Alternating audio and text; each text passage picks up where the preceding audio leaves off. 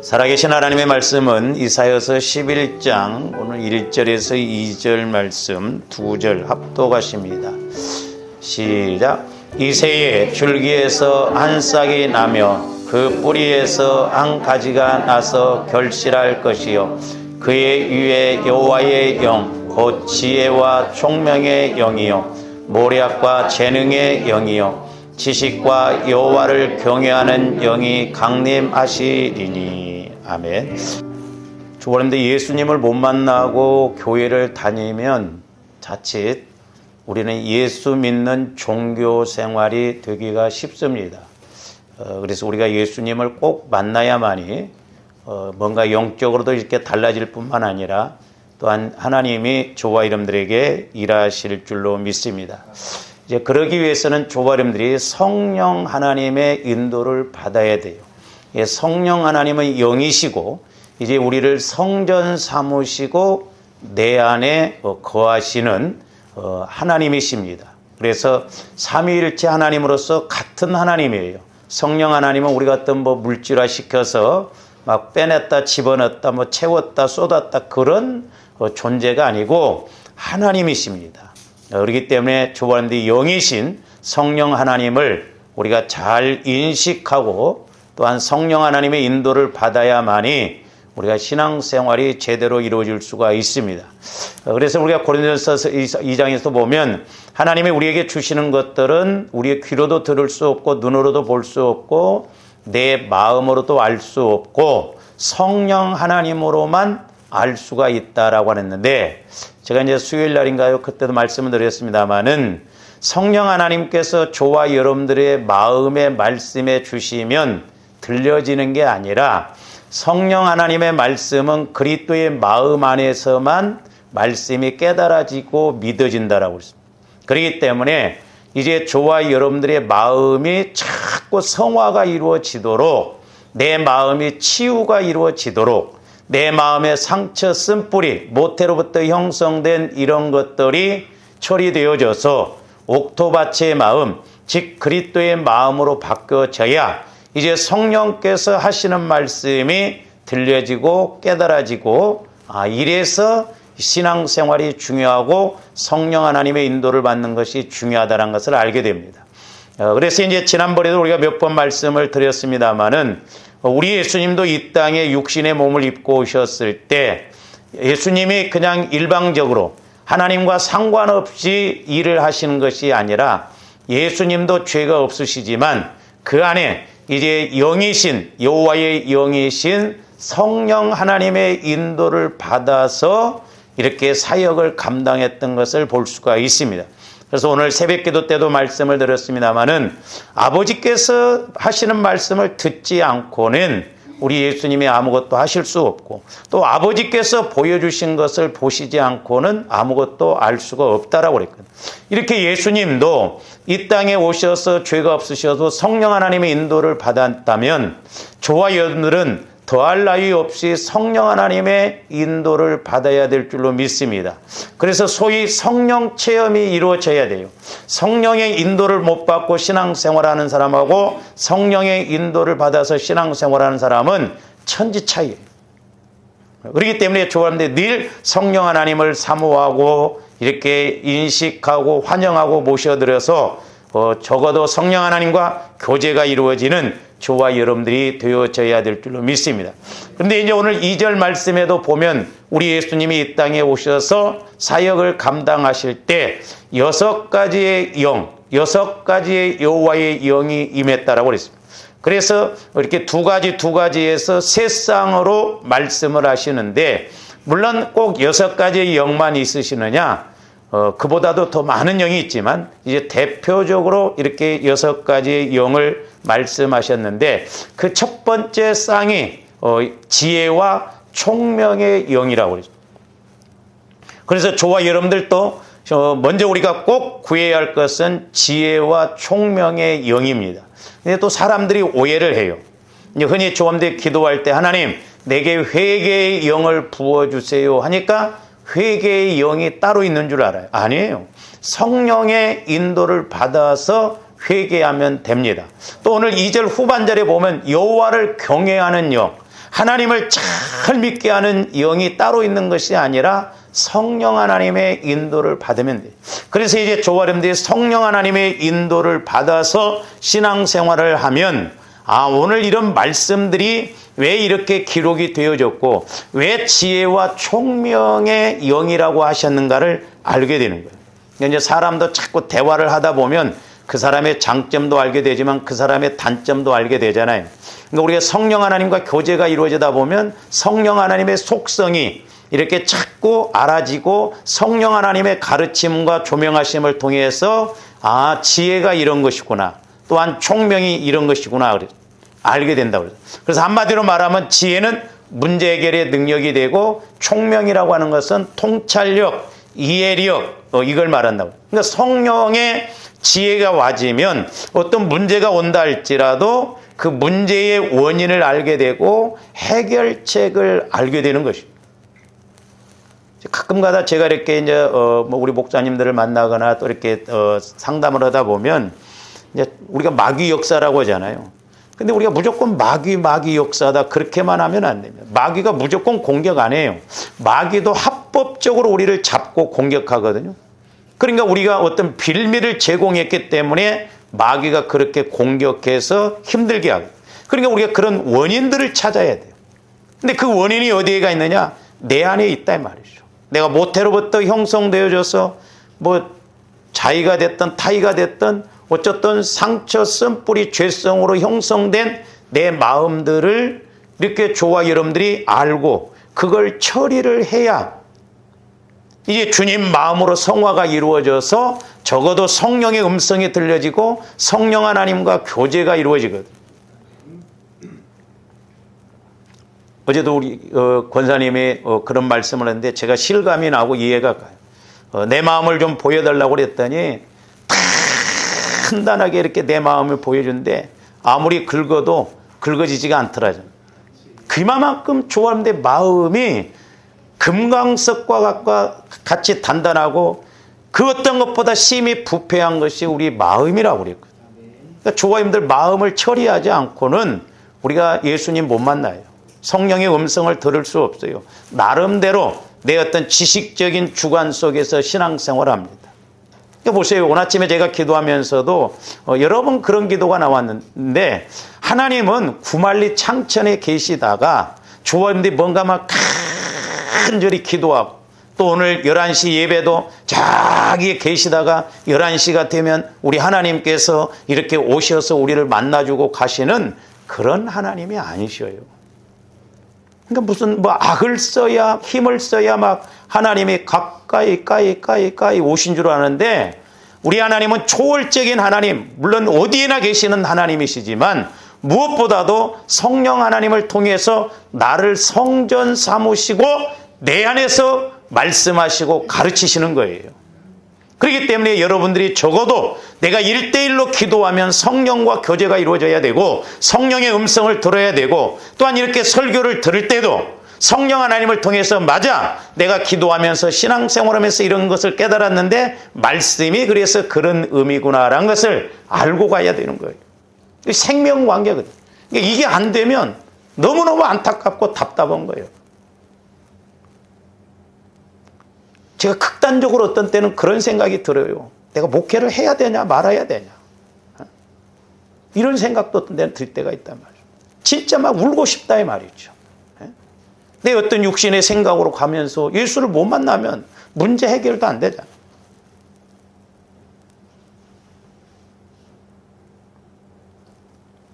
그래서 이렇게 어떤 대화를 하다 보면 자꾸 답답함이 오거든요. 우리 목회자들도 마찬가지고 제가 그랬다고 해서 성령 잘났다는 게 아니에요. 이 영적인 것을 모르면 이게 자꾸 기름과 물처럼 그렇게 갈 수밖에 없어요.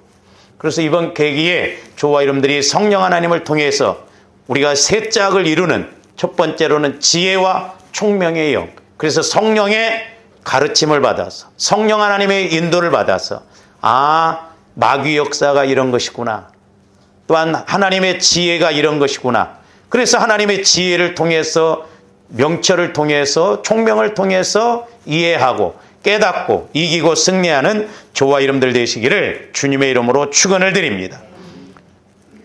그 다음에 이제 오늘 두 번째로 드리고 싶은 말씀이 뭐냐면 모략과 재능의 영입니다. 그러니까 여호와의 영, 성령 중에 두 번째 쌍에서는 뭐라고 말하면 모략과 재능의 영.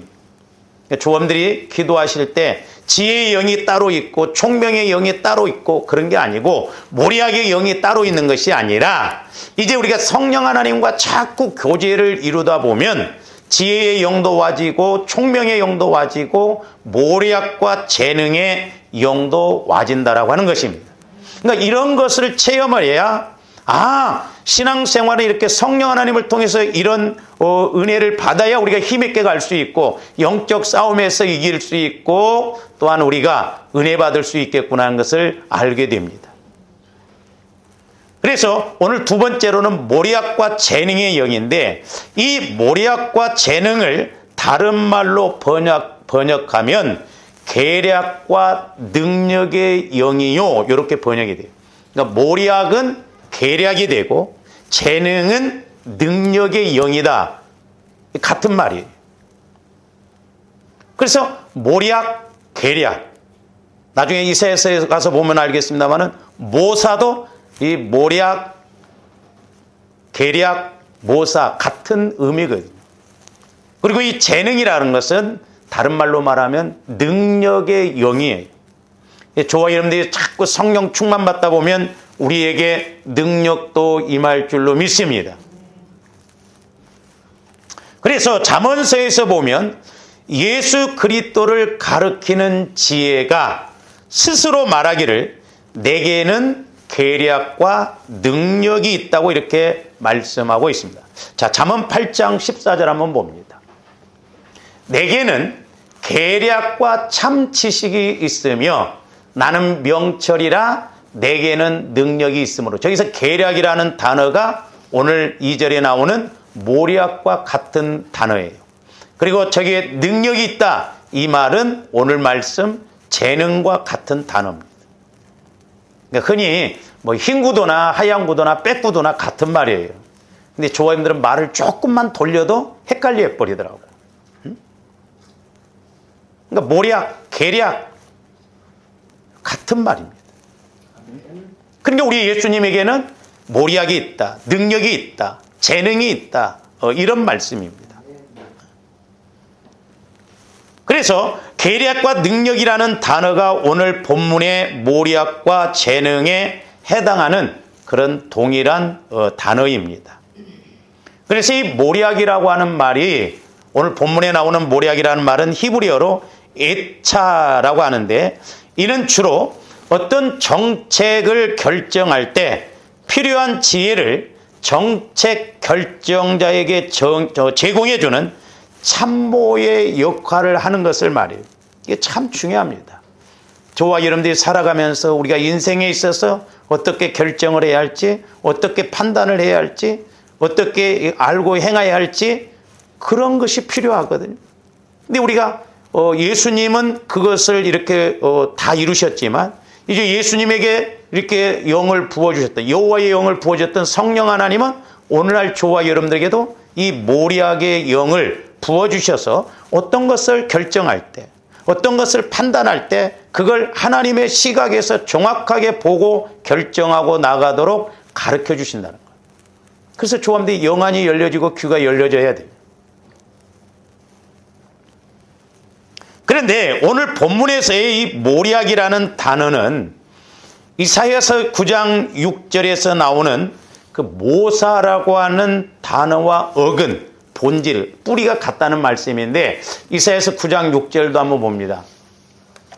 이는 한 아기가 우리에게 낳고 한 아들을 우리에게 주신 바 되었는데 이제 예수 그리스도를 말하죠. 그러니까 우리 예수님이 이 땅에 오셨을 때 여호와의 영이 이렇게 오늘 11장 2절에서 여호와의 영 6가지가 임했다고 말씀하고 있고 이제 저기에서는 뭐라고 했냐면 그의 어깨에는 정사를 메었고 그의 이름은 기묘자라 모사라 전능하신 하나님이라 영존하시는 아버지라 평강의 왕이라 할 것임이라 그랬는데 저기에 모사라는 단어가 나오죠. 모사라 그랬어요. 이 모사라고 하는 단어는 영어로 말하면 카운슬러 그런 단어로 이렇게 써요. 영어로. 그러니까 카운슬러 해가지고 상담자라고 표현을 합니다. 그러니까 모사라고 하는 단어는 상담자다 그런 의미예요. 그래서 요한복음 14장 26절에서 보시면 보혜사 곧 아버지께서 내 이름으로 보내실 성령 그가 너희에게 모든 것을 가르치고 내가 너희에게 말한 모든 것을 생각나게 하리라. 이 보혜사라고 하는 단어가 바로 상담자 그런 의미가 있습니다. 그래서 이 보혜사라고 하는 단어도 헬라어로는 파라클레토스 해서 옆으로 오도록 이렇게 부름받은 사람 그럽니다. 그래서 이 보혜사라고 하는 단어는 곁에라고 하는 단어와 부르다라고 하는 단어가 결합된 단어입니다. 그래서 어떤 사람 곁에 서서 격려하며 권고하는 그런 사람을 의미하는 단어로서 이 보혜사 성령이라고 할 때 이 보혜사라고 하는 의미가 변호자, 조력자, 위로자, 상담자라는 의미예요. 그러니까 오늘날도 저와 여러분들이 모사 되신 성령 하나님의 인도를 받을 때 성령 하나님께서는 때로 우리가 몰랐던 것을 상담해 주시고 가르쳐 주시고 때로는 위로를 주시고 때로는 조력해서 함께 해서 이렇게 그걸 이기고 나갈 수 있도록 그리고 또한 나를 변호해 주는다. 그래서 우리가 성령 하나님의 인도가 아니고는 하나님의 인도를 받을 수가 없고 성령 하나님의 인도가 아니고는 마귀 역사, 죄가 무엇인지 심판이 무엇인지를 알 수가 없는 거예요.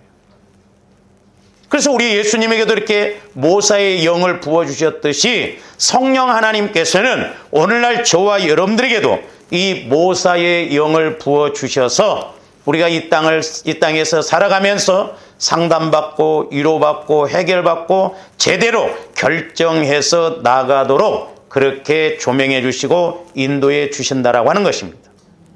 그래서 우리 예수님에게 부어주셨던 성령 하나님은 지금도 내 안에 거하셔서 변호해 주시고 때로는 힘을 얻도록 조력해 주시고 때로는 내가 너무 힘들고 어려울 때 위로해 주시고 또한 그 어떤 문제라도 알게 해주시고 해결해 나갈 수 있도록 상담해 주시는 영이십니다. 할렐루야. 근데 오늘날 우리가 예수를 믿어도 성령 하나님의 인도를 못 받고 내 마음대로 믿으니까 내 생각대로 믿으니까 뭔 문제가 터지면 자꾸 사람부터 찾아가게 되고 뭔 문제가 터지면 돈으로 해결하려고 하고 그렇다 이 말이죠. 저와 여러분들이 어떤 문제가 왔을 때 제일 우선순위 제일 먼저 찾아가야 할 분이 누구냐면 예수님 즉 성령 하나님께 물어봐야 돼요. 근데 우리는 내가 다 결정해 놓고 내가 이렇게 가면서 성령 하나님 옆에 오셔서 도와주세요. 심부름꾼 역할을 하도록 그렇게 한다면 아니에요.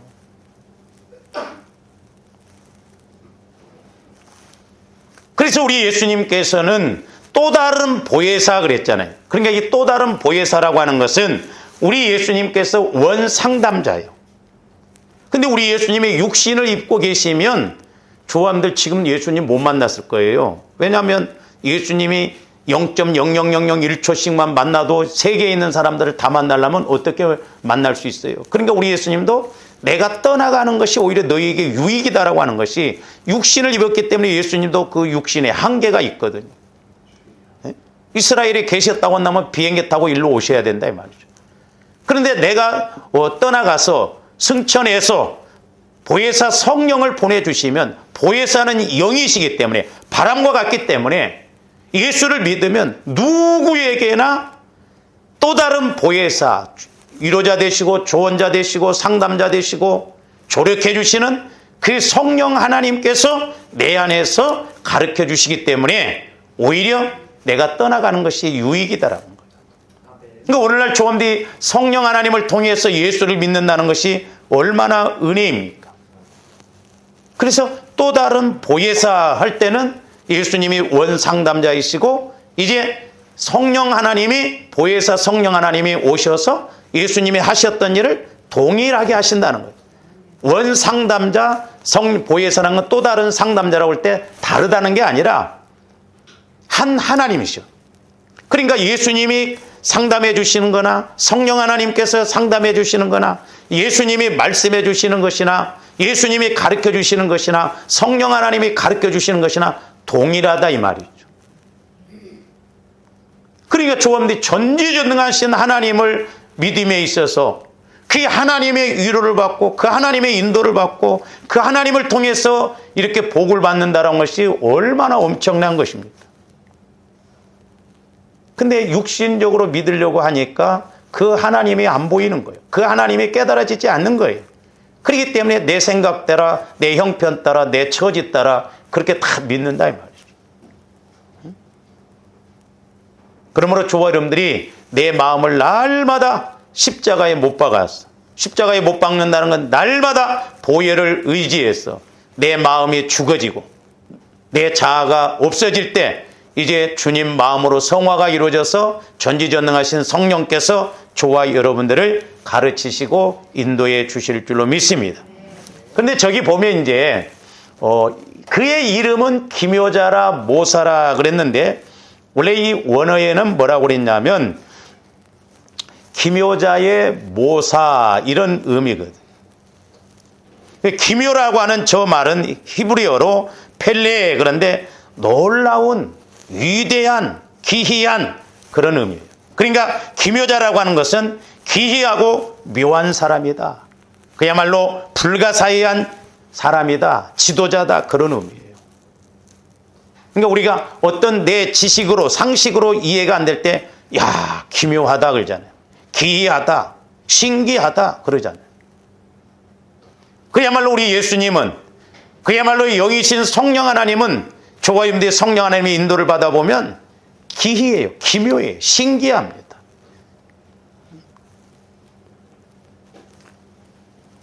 그래서 원래는 모사의 기묘자 이렇게 원어에는 순서가 그렇게 됐는데 영어 성경에서는 거꾸로 이렇게 해석하여서 모사를 뒤에다 놓고 이렇게 기묘자를 앞에다 놓고 놀라운 상담가 이렇게 표기하고 있죠. 성령 하나님은 놀라운 상담가입니다. 그리고 현대인의 성경에서는 위대한 스승이다 이렇게 말하고 있어요. 제가 이렇게 상담해 줄 때 제일 기분이 좋을 때가 언제냐면 이렇게 상담을 받으러 올 때 그야말로 얼굴이 그냥 말이 아니에요. 그냥 힘들고 어렵고 막 얼굴에서 나타나잖아요. 근데 이렇게 상담을 받고 기도를 해주고 나면 가끔가다 그런 사람들이 있는데 얼굴이 확 달라져 버려요. 얼굴이. 왜? 성령 하나님을 통해서 그 마음의 만짐을 받고 치유를 받고 인도를 받으니까 깨달음이 와지거든. 그러니까 들어올 때는 진짜 돌 씹은 얼굴이었는데 나갈 때는 그야말로 성령의 꽃이 핀 것처럼 얼굴이 환해가지고 그렇게 가벼운 마음으로 가는 사람을 제가 종종 보거든요.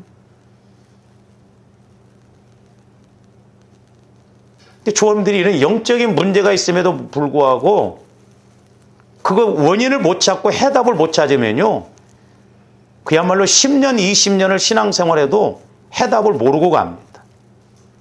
그래도 우리 교회는 조금이나마 이걸 알 수 있다는 것이 여러분 복받은 사람들이에요. 아멘.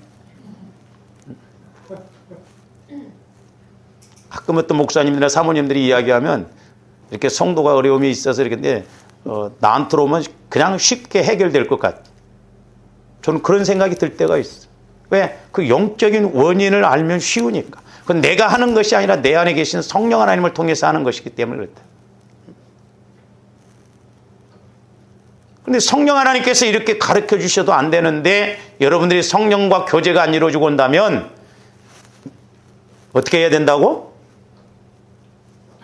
모래바탕에 가서 혀를 받고 죽어야 돼요. 그렇잖아요. 이렇게 자세히 가르쳐 주는데.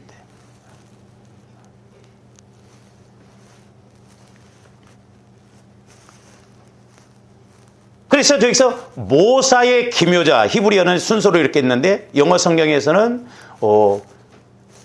원더풀 카운슬러 이렇게 이야기하고 있어요. 놀라운 상담가다 이 말이에요. 놀라운 기이한 상담가예요. 그러니까 저와 여러분들이 성령 하나님을 통해서 상담을 받으면 그야말로 그 어떤 문제도 다 해결받고 놀라웁게 은혜 받을 줄로 믿습니다. 할렐루야. 그래서 이제 모사라는 말이나 모략이라고 하는 말이나 계략이라고 하는 말, 이게 같은 의미예요. 물론 지혜, 성령의 지혜를 통해서 오는 것인데 표기를 좀 이렇게 다르게 했다 뿐이지 같은 말입니다. 그래서 저와 여러분들이 인생을 살아감에 있어서 성공적인 그런 삶을 살아가려면, 그리고 신앙생활에 있어서 승리하려면 저와 여러분들이 성령 하나님을 통해서 모략의 영, 우리가 상담을 받아야 돼. 할렐루야. 상담을 받아야 돼. 우리 인생의 모든 것을 아시고 해결해 주시는 성령 하나님께 상담을 받아야 돼. 이게 꼭 필요합니다. 그래서 우리 인생은 집 짓는 것과 마찬가지라고 그러잖아요. 집 짓는 것. 그래서 잠언 24장 3절에서 6절도 뭐라고 그랬느냐 한번 봅니다. 집은 지혜로 말미암아 건축되고, 그래서 집은 지혜로 말미암아 저와 내 인생살이를 살아감에 있어서 내 인생의 갈 길, 내 인생에 있어서 복받는 그런 뼈대, 기둥은 성령 하나님의 지혜가 와줘야 돼. 할렐루야. 건축되고 명철로 말미암아 경고. 명철이라는 것이 총명과 같은 의미예요. 통찰력, 이해력, 그런 것을 말해요. 그러니까 지혜가 와지면 통찰력이 생겨, 분별력이 생겨져. 어떻게 해야 할지. 그리고 방들은 지식으로 말미암아 각종 귀하고 아름다운 보배로 채우게 되네요. 그러니까 성령을 통해서 지식의 말씀이 와지면 이제 내가 어떻게 해야 할지, 그 지식의 말씀을 따라서 땀속 순종하고 나아갈 때 내 인생길에 그것이 복이 되고 그야말로 축복이 되는 거예요. 그래서 영적인 집은 지혜와 명철과 지식으로 저어져 나가야 돼. 그래야 조원디 영혼이 안식을 얻으면서 나중에 신랑 대신 예수님 오실 때 인도를 이렇게 해야 할 거 아니에요. 집을 잘 져서 영적으로. 그 어떤 여자 전도사님이 간증하는 거 보니까 자기 남동생이 교회에서 주일학교 보조교사를 했대요. 근데 천국에 가서 보니까 보조교사만 했는데도 집이 너무 으리으리하더래요. 그 자기가 깜짝 놀랐대. 근데 또 하나 놀란 게 뭐냐면 천국임에도 불구하고 이 땅에서 계집만 또 못한 데서 사는 사람이 있더라는 거예요. 그 사람들을 보니까 예수는 믿었는데 이 땅에서 아무것도 한 것이 없더라는 거예요. 조함들이 죽어봐야 알겠어.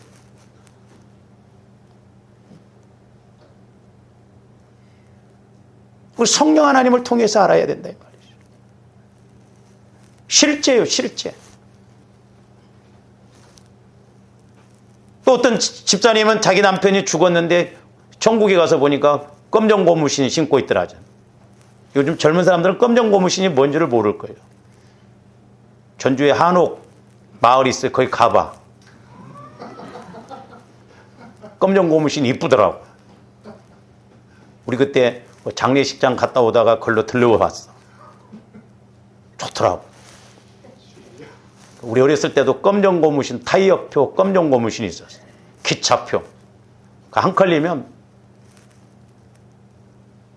아주 몇 년을 신어.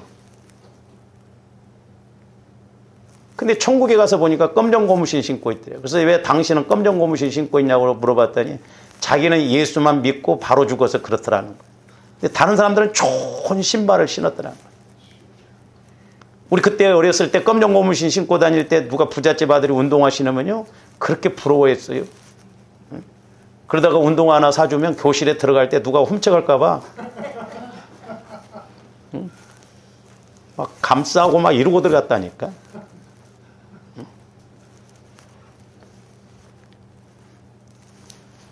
조원들이 신앙생활은 실제요. 거기 가서 이를 갈며 술 피우는 그런 대상이 되면 안 됩니다. 거기 가서 후회하면 안 돼요. 그때 목사님이 2023년도에 그렇게 말씀할 때 좀 할 걸. 그때 가서 후회하는, 그때 가서는 이를 갈며 슬피 무슨 의미가 있어요?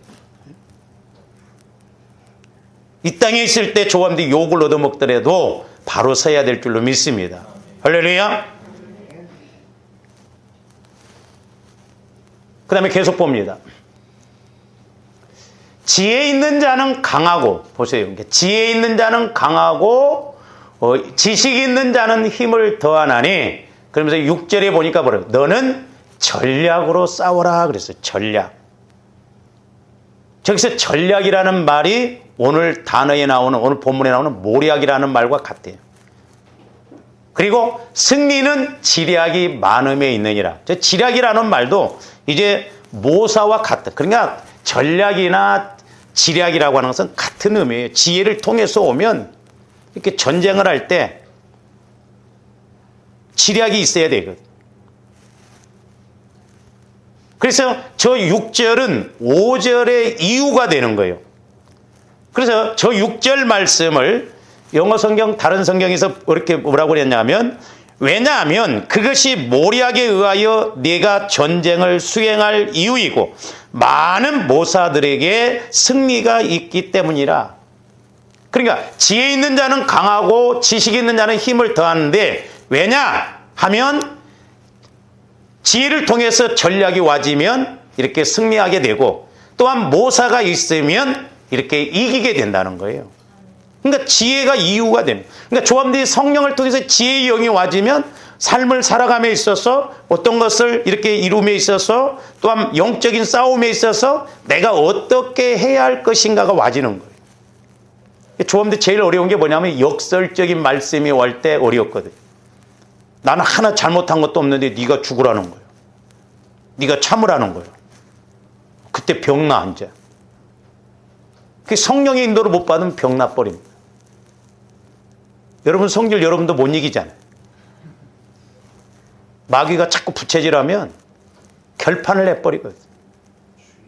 응?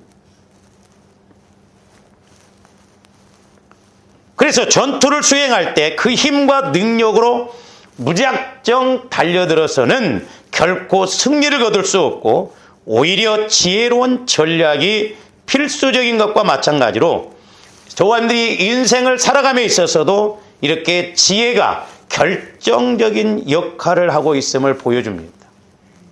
제가 전도사 시절 때 성령께서 지혜를 구하라고 하셨고, 그 지혜를 따라서 제가 구할 때 교회 가니까 복 받을 일이 보여지더라고요. 근데 그게 큰 일이 아니에요. 그게 복 받는 전략이에요. 지혜예요. 그러니까 작은 것이지만 그걸 성령께서 보여주시고 가르쳐 주실 때 그걸 순종을 해요. 그냥 무조건 신앙생활 한다고 해서 복 주시는 게 아니에요. 지혜가 있어야 돼요. 지혜가 있는 사람들은 지혜가 없는 사람들 모르거든. 그러니까 남이 안 할 때 나는 그것을 하나하나 내 몫으로 가져오는 거예요. 신앙생활은 지혜 싸움이에요. 우리 무조건 신앙생활 그렇게 하면 안 돼요. 우리 권사님들, 집사님들 지혜를 구하시기를 주님의 이름으로 축원을 드립니다. 그래서 살아감에 있어서 지혜를 통해서 모략, 남편과의 관계, 자녀와의 관계, 직장에서의 사람과의 관계, 이런 것들을 내가 어떻게 해야 할 것인가, 성령께서는 분명히 알게 해주시거든. 다시 말해서 좋은 자질이나 능력만으로 인생을 성공적으로 살지 못하고, 인생의 참 주관자 되시는 하나님을 경외하는 지혜로 살아갈 때 참된 의미에서의 승리와 평안을 누리게 됨을 이해할 수 있습니다. 그렇잖아요. 왜냐하면 우리는 영적인 존재이기 때문에 그래요. 흔히 그러잖아요. 먹고 살만하니까 이제 죽네. 여러분들 열심히 돈 벌었는데 오늘날 마귀가 여러분을 죽이면 어떻게 해요? 우주 만물을 다스리시고 하나님의 형상을 따라 지음받은 조아름들이 하나님의 인도를 받아야 돼. 할렐루야. 하나님의 인도를 받아야 돼. 그래야 온전하게 살아갈 수가 있어요. 저도 뭐 내일 모레면 70인데 저희 그 초등학교 친구들이 우리 동네에 12명이 있어요. 12명. 참 우리 면에서 유명했어요. 가서 서리를 해도 그냥 유명했고 축구를 해도 다 이기고 유명했어요. 근데 12명 중에 벌써 5명이 갔어요. 벌써. 저는 너무너무 감사한 거예요. 근데 전부 뭘로 갔냐? 거기가 술로 갔어. 술. 여러분들 빨리 가고 싶으면 부지런히 술을 먹어. 술로 갔어. 한참 젊었을 때 술로 간 친구들도 있어. 너무너무 안타까운 거예요. 그래서 전쟁에서 전투를 수행하는 자는 승리를 위해서 단순히 힘만 기르는 것이 아니라 그에 필요한 지혜로운 충고와 전략을 받아들여야 합니다. 그러니까 지금은 전쟁에 있어서 무조건 싸운다고 해서 이기는 게 아니에요. 지금 군인들 전부 전략입니다. 전략. 얼마만큼 전략을 갖고 싸우느냐. 소련이 금방 우크라이나를 이길 줄 알았는데 아니요. 무기만 갖고 되는 게 아니에요. 이 전략이 필요한 거예요. 우리 인생을 살아감에 있어서도 마찬가지입니다. 마찬가지로 영적 싸움에서 승리하고 성공적인 삶을 살아가려는 사람들이 가장 먼저 선결해야 할 것이 뭐냐면 저와 여러분들이 전지전능하신 하나님의 지혜의 말씀을 기울여서 우리가 들어야 된다 이 말이죠. 우리 하나님은 다 알고 계시잖아요. 근데 제가 옛날에 저도 뭣도 모를 때 막 어려울 때 별하별스럽게 기도를 다 했거든요. 근데 어느 날은 하나님께서 비유를 보여주시는데 큰 산이 이렇게 있는데 그 산 꼭대기까지 올라가야 되는데 길을 내고 올라가더라고 제가. 근데 저만 그런 게 아니라 많은 사람들도 길을 내고 올라가는데 길을 내다 보면 가시도 있고 막 뭐 또 있고 그러다. 근데 그때 당시 이제 여러 가지로 보여주시는데 어떤 사람들은 산 꼭대기에서 이렇게 본다고 한다면 3분의 1도 못 올라가고 거기에서 인생 끝나더라고. 죽더라고. 근데 조아름들이 내 힘으로 올라가려고 하면 꼭대기까지 못 올라가더라. 길을 내다가 지쳐서 쓰러져서 가더라니까요. 영적으로 보니까. 근데 성령께서는 뭐라고 하냐면 네가 네 생각으로 길을 내려고 하면 힘들지 않냐. 근데 네가 산 꼭대기에서 보면 아무리 높은 산이라 할지라도 산 꼭대기에서 여러분들이 몇 초도 안 걸려요. 30초만 딱 한 바퀴 돌면 길이 어디인지 어디로 올라와야 되는지 어디로 내려가는지가 다 보인다니까. 할렐루야.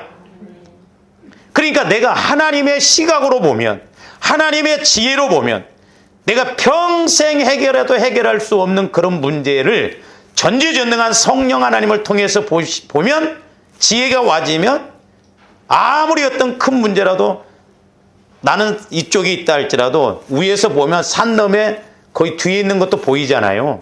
그러니까 하나님의 시각으로 보면 산 너머 산도 보이고 거기에 길도 보이고 내가 이쪽에서 올라갈 때도 길이 보여진다 이 말이에요. 그래서 이 지혜가 얼마나 중요한가. 조합들 지혜를 자꾸 구해야 돼요. 할렐루야. 그리고 명철의 말씀. 이왕 이제 우리가 6가지 알았으니까 6가지를 자꾸 위해서 모략의 영, 재능의 영을 내게 부어주세요. 그래서 조합들이 살아가면서 가장 먼저 선결해야 할 것이 뭐냐? 하나님으로부터 지혜를 구해서 나로서는 할 수 없지만 그 누구로서도 할 수 없지만 하나님이 하시면 능치 못함이 없기 때문에 하나님의 지혜를 구하면 길이 있고 해답이 있고 분명히 해결책이 있을 줄로 믿습니다. 그래서 이 모략과 이제 짝을 이루고 있는 단어가 오늘 말씀에 보면 재능이에요. 재능. 다른 말로 말하면 능력이라는 거예요. 그래서 이렇게 한 짝 한 짝 세 짝으로서 이렇게 6가지를 이야기했는데 왜 지혜와 명철로 한 짝을 이뤘는가? 또 왜 모략과 재능으로 한 짝이 이뤘는가? 이렇게 의미가 있잖아요. 그래서 조합들이 성령 하나님을 통해서 이 모략의 영, 분별하고 이기고 승리하게 하는 늘 우리 안에서 전략을 갖고 가게 하는 이 모사의 영을 받음으로 우리 신앙생활도 힘있게 이렇게 살아가시기를 주님의 이름으로 축원을 드립니다. 기도하십시오. 사랑의 아버지 하나님, 감사를 드립니다. 이제 우리 성령 하나님께서는 죄에 대해서뿐만 아니라 의에 대해서도, 장차 될 일에 대해서도, 진리에 대해서도, 모든 것에 대해서도, 또한 그 어떤 마귀 역사에 대해서도 다 가르쳐 주시고 말씀해 주신다라고 했는데, 이제 우리가 늘 성령 하나님의 지혜를 통해서 아버지 하나님 명철의 은혜도 와지게 하여 주시고 모략과 재능의 영도 임하게 하여 주셔서 우리 인생살이가 하나님으로 말미암아 쉽고 가벼운 그런 삶을 살아갈 수 있도록 은혜 베풀어 주시옵소서. 감사와 영광을 돌리오며 언제나 살아계시고 말씀하시는 예수 그리스도 이름으로 기도하옵나이다. 아멘.